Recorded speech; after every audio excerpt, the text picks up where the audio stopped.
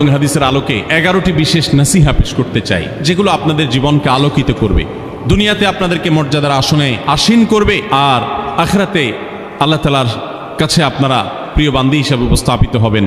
আল্লাহর কাছে আল্লাহর প্রিয় বান্দী হিসেবে উপস্থাপিত হয়ে জান্নাত লাভ করতে পারবেন। এরকম 11টি পরামর্শ বা নসিহা আপনাদের প্রতি আমার। নাম্বার 1, কোরআন এবং হাদিসের জ্ঞান অর্জন করা। এটা সকল পুরুষ এবং নারী সকলের জন্য ফরজ। কোরআন এবং হাদিসের জ্ঞান অর্জন করা আমাদের জন্য ফরজ। আমরা অনেকেই আমাকে জানাটা অনেক গুরুত্বপূর্ণ, আর জানার জন্য কোরআনে কারীম বুঝে পড়বেন, হাদিস বুঝে পড়বেন, মাসলা মাসাইলের বই পুস্তক বুঝে পড়বেন ওলামাদের তত্ত্বাবধানে থেকে, এবং কোরআন এবং হাদিস শেখার যত ভালো আয়োজন উদ্যোগ আছে সেগুলোতে শামিল হবেন, জ্ঞান অর্জন করবেন। নাম্বার 2, 5 ওয়াক্ত নামাজ। নবী সাল্লাল্লাহু আলাইহি সাল্লাম জান্নাতে, মেয়েদের জান্নাতে যাওয়ার শর্টকাট যে সিলেবাস দিয়েছেন, শর্টকাট যে ওয়ে বলেছেন, 4টা শর্ত দিয়েছেন, এর মধ্যে থেকে একটা হলো 5 ওয়াক্ত নামাজ ঠিকঠাক মতো যদি আদায় করেন। অনেক যে নামাজ সময় মতো আদায় করতে হবে। শয়তান আপনাদেরকে একটা ভুল কথা বলে ধোঁকা দেয়, সেটা হলো যে আমি রান্না বাড়া করছি যে পোশাকে, এই পোশাকে কিভাবে নামাজ পড়বো, তাহলে আমি গোসল টোসল করে একটা নামাজ পড়বো। আর গোসল তো আর সহজে করা হয় না। রান্না বাড়ার পরে সবাই বাড়ায় খাওয়াই দেওয়া, এরপরে ঘর দুয়ার পরিষ্কার করা, এরপরে সব কাজ শেষে গোসল করা, তারপরে গোসল করে এসে নামাজ পড়া, এসব করতে করতে শয়তান আপনার নামাজটা অনেক পিছায়া দেয়। মনে রাখবেন, আপনি যে পোশাকে কাজ করতেছেন ওই পোশাকে যদি দুর্গন্ধ না থাকে, খারাপ না থাকে, ভালো পোশাক হয়, তো ওই পোশাকে আপনি নামাজ পড়তে পারবেন। দুর্গন্ধ থাকলেও শরীরকে ফ্রেশ করার ব্যবস্থা আছে, আপনি ফ্রেশ করে আপনি নামাজে দাঁড়ায় যাবেন, এরপর নামাজ পড়ে বাকি কাজ করবেন। নাম্বার 3, রমজান মাসে রোজা রাখা। রোজা রাখার ক্ষেত্রে আলহামদুলিল্লাহ মা বোনরা রাখেন সাধারণত। মিথ্যা শেকায়েত, মানুষের পেছনে সমালোচনা করা, এগুলো করলে গীবত নষ্ট হয়ে যায়, মুখ খারাপ করা, গীবত, এগুলো করলে রোজা, রমজান নষ্ট হয়ে যায়, রোজা নষ্ট হয়ে যায়, এগুলো করা যাবে না, এগুলোতে বেঁচে থাকতে হবে। 4 নম্বর হলো স্বামীর আনুগত্য করা। আমি সবসময় বলি এটা হলো মহিলাদের জন্য তিতা করল্লার আমল। তিতা করল্লা দিয়ে জুস বানায় খাওয়ানো, এটা যেরকম কষ্টের কাজ মানুষের জন্য, ঠিক একইভাবে মহিলাদের জন্য স্বামীর কথা শোনাটা এরকম কষ্টের কাজ।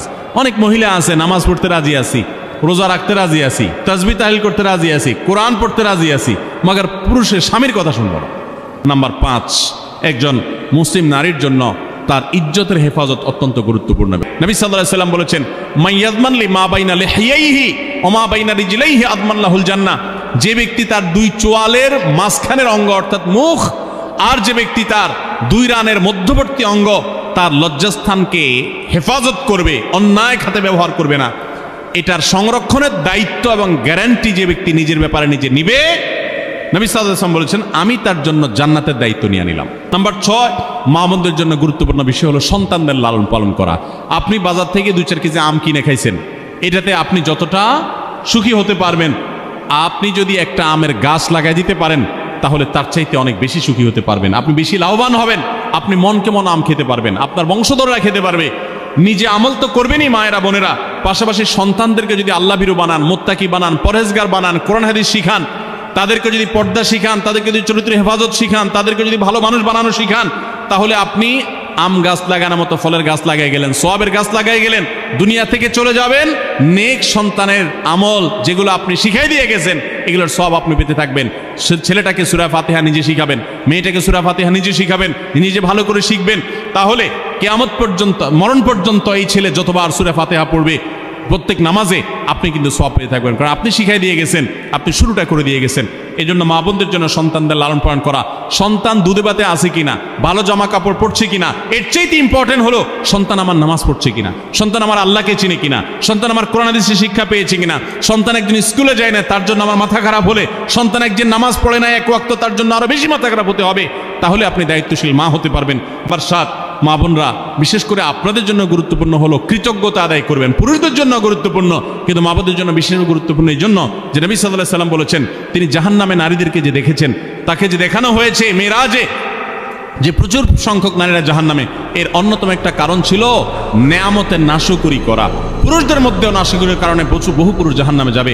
মা বোনরা স্বামী এবং নিজের জগতে যতটুকু আল্লাহ তাআলা দিয়েছেন এতটুকুর উপর শুকর আদায় করবেন।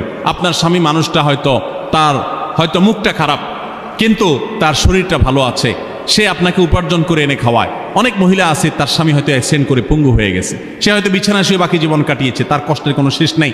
আপনার স্বামী হয়তোবা তার কোনো দিক থেকে দুর্বলতা আছে, আবার বহু দিক থেকে তার ভালো গুণ আছে।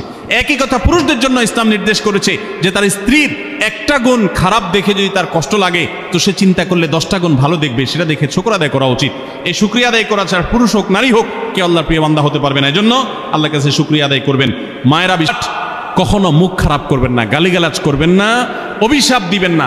অনেক সময় পোলাপান একটু উল্টাপাল্টা করলে তাদেরকে অনেক মা অভিশাপ দিয়ে দেন, গজব ঠাডা দিয়ে দেন, বদদোয়া করেন, মুখ দিয়ে খারাপ কথা বলে ফেলেন। এগুলো খুব খারাপ জিনিস। নবী সাল্লাল্লাহু আলাইহি ওয়াসাল্লাম বলেছেন যদি কাউকে গজব ঠাডা দেওয়া হয় তো এটার উপযুক্ত না হলে যে দেয় তার উপরে এসে পড়ে, এরকম ভয়াবহ একটা বিষয়। এই জন্য কোন অবস্থাতে এগুলো যেন না হয়। এবং নাম্বার 9, আত্মীয়তার বন্ধন রক্ষা করার পরে দায়িত্বশীল হতে হবে। স্বামীকে স্বামীর ভাই বোনের সাথে সম্পর্ক ভালো রাখতে কখনো বাধা দিবেন না। অনেক মহিলা আছে বোকার মতো কাজ করে। স্বামী যদি স্বামীর ভাইকে টাকা পয়সা দেয় সে অপছন্দ করে, স্বামী যদি স্বামীর বোনকে টাকা পয়সা দেয় সে এটাকে পছন্দ করে না, মা বাবার খোঁজ খবর বেশি নিলে তার কাছে ভালো লাগে না। এই মহিলা হলো নির্বোধ। কেন নির্বোধ? কারণ নবী সাল্লাল্লাহু আলাইহি ওয়াসাল্লাম বলেছেন যে মান সাররাহু আন ইউবসাতা লাহু ফি রিজকিহি আও ইউনসালাহু ফি আথারি ফালিয়াসিল রাহিমা, যে ব্যক্তি চায় তার রিজিকে আল্লাহ বরকত দেখ, তার হায়াতে বরকত দেখ, সে যেন রক্ত সম্পর্কে আত্মীয়দের সাথে সম্পর্ক বেশি ভালো রাখে। তাহলে আপনার স্বামীর রিজিক বেশি হোক, টাকা পয়সা বেশি হোক, তার হায়াতে বরকত হোক, এটা যদি আপনি চান তাহলে আপনি বরং তারা উৎসাহিত করা উচিত। তোমার ভাইটার খবর নাও, তোমার বোনটার বাড়িতে যাও, তোমার মা বাপের খেদমত করো, তাদের সাথে যত সম্পৃক্ত থাকবে আপনার স্বামীতে আল্লাহ তাআলা তত বরকত দান করবে। নাম্বার 10, সাদাকা করবেন। সাদাকা জাহান্নাম থেকে মুক্তির কারণ। নবী সাল্লাল্লাহু আলাইহি ওয়াসাল্লাম জাহান্নামের ব্যাপারে সতর্ক করেছেন আপনাদেরকে, আমাদের সবাইকে। অতএব সাদাকা দিলে জাহান্নাম থেকে মুক্তির একটা পথ আমরা পাই, সুগম হয়।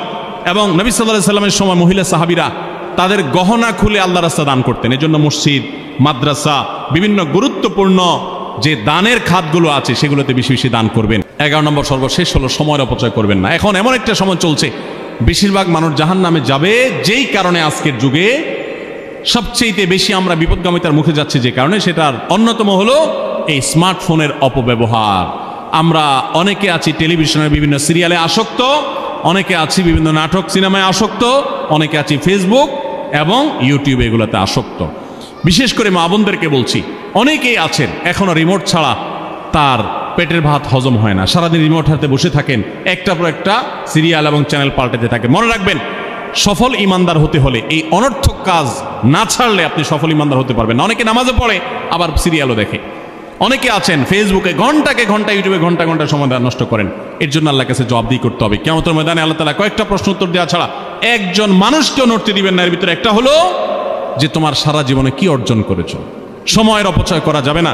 সময় হলো জীবনের সবচেয়ে মূল্যবান সম্পদ। অতএব আল্লাহ তাআলা আমাদের সবাইকে জীবনের এই অমূল্য সম্পদ সময়কে সংরক্ষণ করার তৌফিক দান করুন। মা বোনরা, আপনাদেরকে আমি আল্লাহর ওয়াস্তে উপদেশ করতেছি, যারা বদভ্যাস আছে ফেসবুক ইউটিউবে ঘন্টা ঘন্টা পড়ে থাকার, প্রয়োজনে এগুলো সব ডিলিট করে দেন মোবাইল থেকে। প্রয়োজনে আপনি এই মোবাইল বিক্রি করে বাটন ফোনে চলে যান। নিজের বদভ্যাসকে নিয়ন্ত্রণ করতে না পারলে প্রথমে চেষ্টা করেন, এরপর না পারলে প্রয়োজনে বাদ দিয়ে দেন। আল্লাহর জন্য যদি এই ত্যাগটা করেন, কিয়ামতের ময়দানে বলতে পারেন আল্লাহ গুনাহ থেকে বাঁচার জন্য, তোমাকে খুশি করার জন্য আমি স্মার্টফোন পর্যন্ত রাখি নাই, বাটন ফোনে চলে গেছি। আল্লাহ তাআলা খুশি হবেন ইনশাআল্লাহ বিইذنিল্লাহ।